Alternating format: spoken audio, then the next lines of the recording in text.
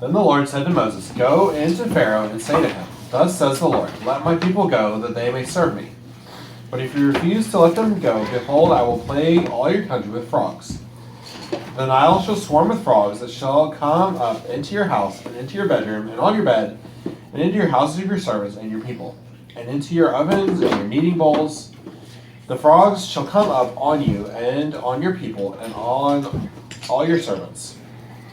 And the Lord said to Moses, Say to Aaron, Stretch out your hand with your staff over the rivers, over the canals, over the pools, and make frogs come up on the land of Egypt. So Aaron stretched out his hand over the waters of Egypt, and the frogs came up and covered the land of Egypt. But the magicians did the same by their secret arts, and made frogs come up on the land of Egypt. Then Pharaoh called Moses and Aaron and said, Plead with the Lord to take away the frogs from me and from my people, and I will let the people go to sacrifice to the Lord. Moses said to Pharaoh, Be pleased to command me when I am to plead for you, and for your servants, and for your people, that the frogs be cut off from you and your houses, and be left only in the Nile. And he said, Tomorrow, Moses said, Be it as you say, so that you may know that there is no one like the Lord our God. The frogs shall go away from you and your houses, and your servants, and your people. They shall be left only in the Nile. So Moses and Aaron went out from Pharaoh, and Moses cried to the Lord about the frogs, as he had agreed with Pharaoh. And the Lord did according to the word of Moses. The frogs died out in the houses, the courtyards, and the fields, and they gathered them together in heaps, and the land stank. But when Pharaoh saw that there was a respite, he hardened his heart and would not listen to them, as the Lord had said.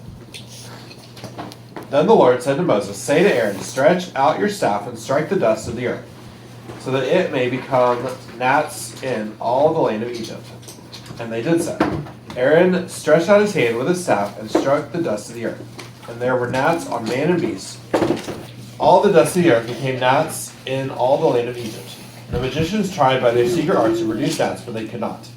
So there were gnats on man and beast. Then the magician said to Pharaoh, This is the finger of God. But Pharaoh's heart was hardened, and he would not listen to them, as the Lord had said. Then the Lord said to Moses, Rise up early in the morning and present yourself to Pharaoh, as he goes out to the water, and say to him, Thus says the Lord, Let my people go, that they may serve me.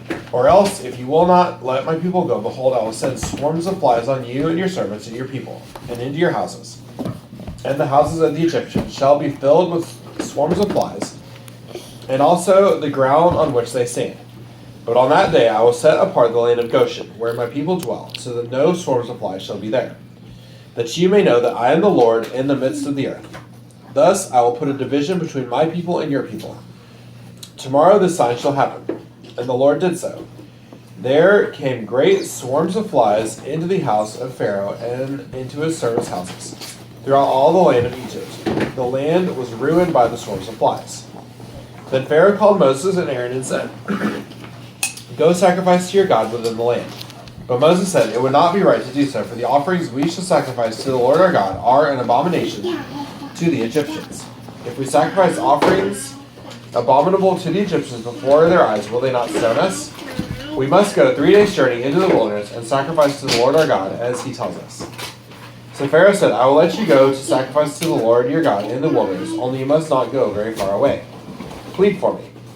Then Moses said, Behold, I am going out from you, and I will plead with the Lord that the swarms of flies may depart from Pharaoh, from his servants, and from his people tomorrow.